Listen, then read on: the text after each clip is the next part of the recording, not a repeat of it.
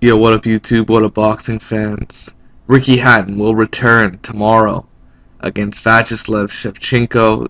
It's going to be at Manchester Arena, United Kingdom. And this will be the return of Ricky Hatton, We're going to have the crowd singing Ricky Hatton songs as he's supposed to outclass Senchenko, who's coming off a knockout loss to Malignaggi. It seems like a good time to capitalize against a former champion. Senchenko, oddly enough, he has a high knockout percentage. However, his knockouts mostly come against bums. When he steps up to higher level competition, he usually goes the distance. So I don't rank his punching power as high as others would. He throws good straight punches, and that might be able to land against Ricky Hatton, but he doesn't do much to stop someone from walking in. Like, Malignaggi was easily able to land a jab and get on the inside whenever he wanted, and then he could push out, or either move with his legs and get back on the outside and do his thing.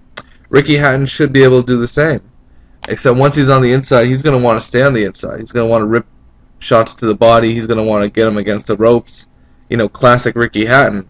And I think he'll be able to execute that. And if he can execute his standard game plan of just getting on the inside and ripping the body, going back up to the head with hooks and just mauling fighters on the inside, that's the dramatic, exciting style we know him for.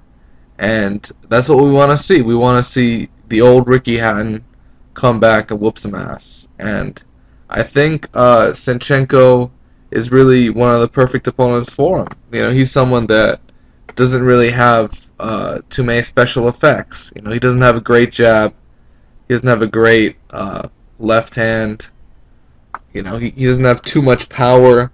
And, his record is filled with bums. Just filled with straight bums. You want to see, like 3 fights ago, he fought someone 18-3, and he went to a decision with them, Charlie Navarro. The fight before that, he went to a decision against someone 32-7. It seems like the only quality opponent he faced, other than Malignaggi, was Yuri Senchenko, who he won a decision against, and that was for the WBA title. Before that, he's just been fighting straight bums. Guys with records like 7-2, 11-1, 13-2, 0-1-0, 9-12, 15-13. Like, these bums are like the worst of the worst. And Senchenko's taking a step up, even against someone coming back from retirement.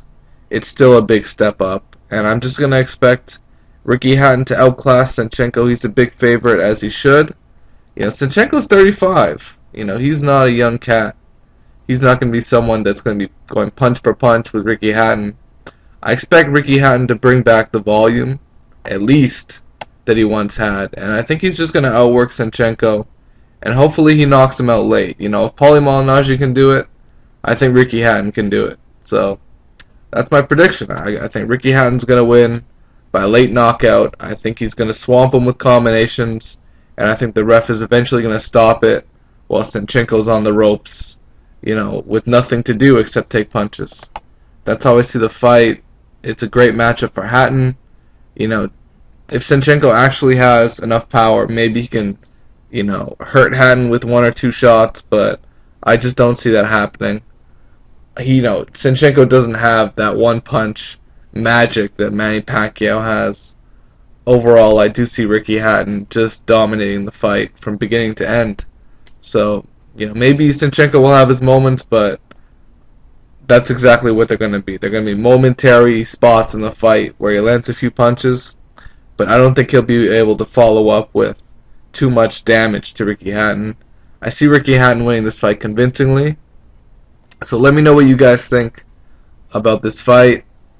Do you want to see Ricky Hatton face Malignaggi right after? What do you think about that fight? You think Ricky Hatton can beat Malignaggi like he did in their first fight? That's what I want to know.